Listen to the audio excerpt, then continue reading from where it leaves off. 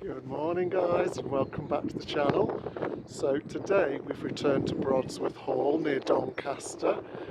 We came last year and did a tour of the servants' wing, but this year we've come back to look around the main house. So this is a house that's pretty much frozen in time, very much unchanged from the 1860s, and we think you'll really enjoy this.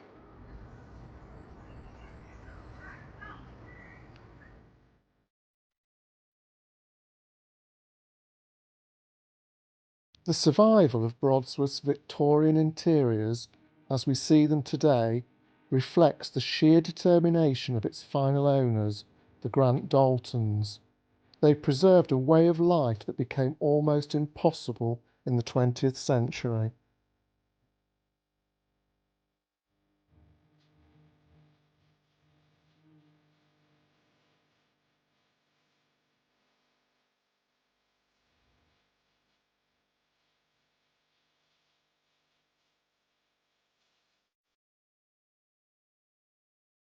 Brodsworth reflects the vision of the man who built it, Charles Sabine Thelluson.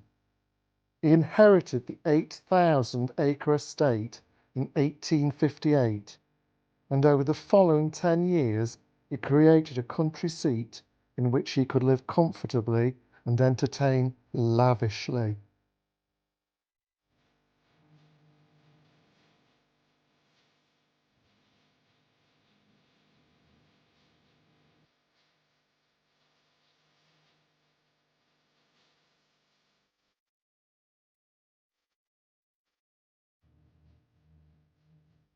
His high Victorian taste still dominates the house to this very day. Everything from the Italianate architecture, marbled paintwork, and statuary in the hallway, with plush carpets and deep buttoned upholstery, right through to the formal magnificent gardens with their sweeping terraces.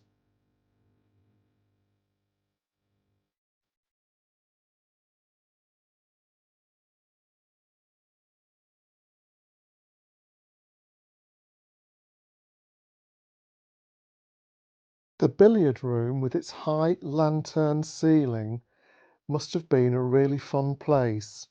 It has beautiful deep buttoned couches fixed to the walls around the edge, and you can only imagine they must have had some wonderful times playing in this room.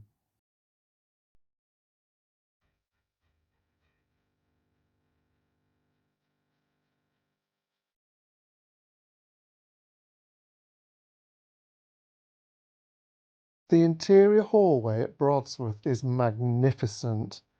It has many columns and deep moulded ceilings. This creates a very grand approach to the formal rooms.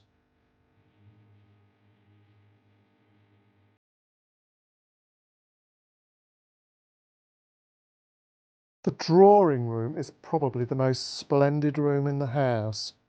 It has two enormous chandeliers. The walls are dressed in rich red silk fabric, and there is a piano at one end.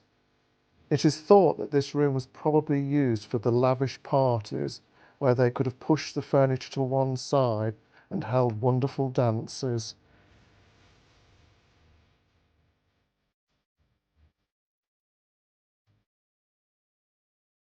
Interestingly, the ceiling in here is painted using watercolours, hence the reason it has a slightly faded appearance. The maintenance of this takes lots of extra care.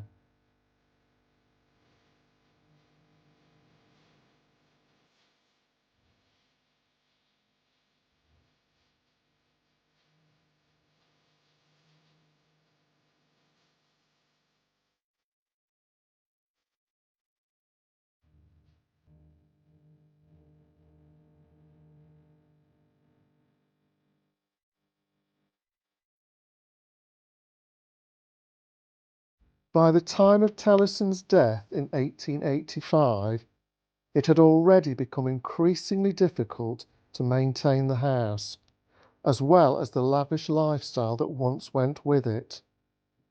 The house was inherited in 1931 by the last family members to live there, Charles Grant Dalton and his wife Sylvia.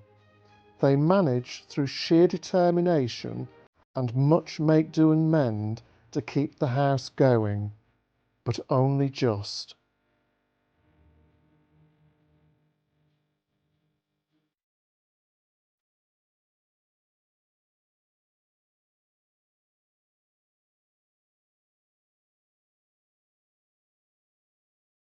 Their efforts to maintain the house can be seen in almost every room, from blocked up fireplaces to gaps on the walls where paintings were sold off.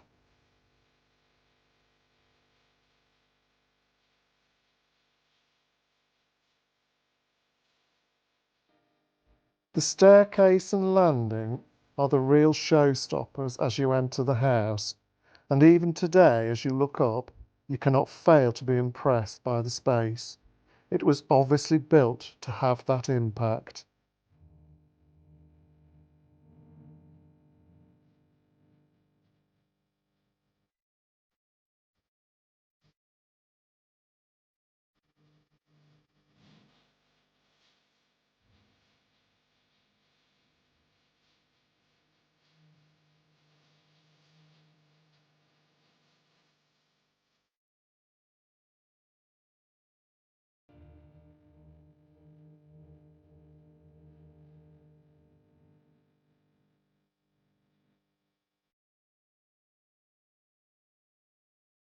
Sylvia Grant Dalton was widowed in 1952. She remarried but was widowed again in 1970. She continued to live at Brodsworth alone until her death in 1988. She had one devoted housekeeper and very other few staff for company. So we've just been inside Brodsworth Hall, had a good wander around the inside. It was very big and very grand. Obviously very much faded elegance. It's really been untouched since about 1860, but you can really feel what a beautiful house it must have been, and I mean it still is. Yeah, we really enjoyed that, didn't we? Yeah, that's good. And we've come outside now. We're going to have a little wander around these magnificent gardens, so stay with us, guys.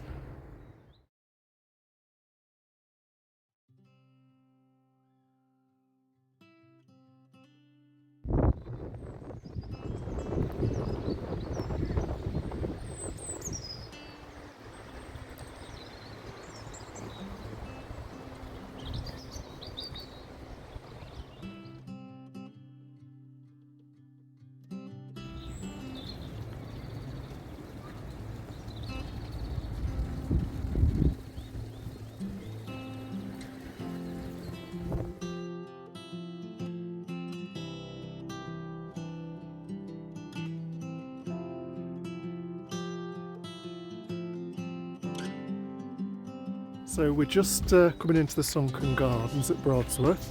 They've obviously spent a lot of time and money on the garden. It really is spectacular. The gardens are worth visiting just on their own as well as the house. And just take a look at this. They've obviously spent so much time and money on it. It's absolutely beautiful.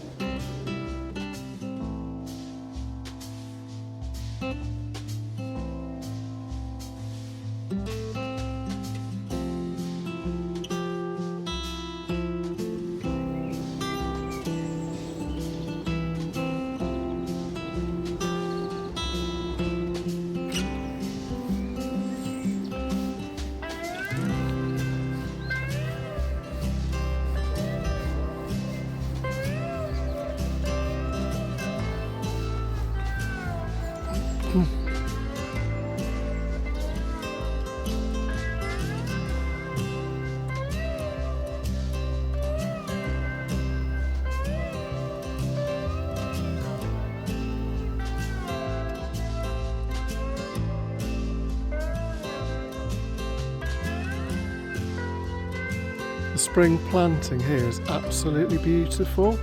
We're quite lucky, the weather's just perked up a little bit for us, so we are really enjoying taking in this lovely spring display.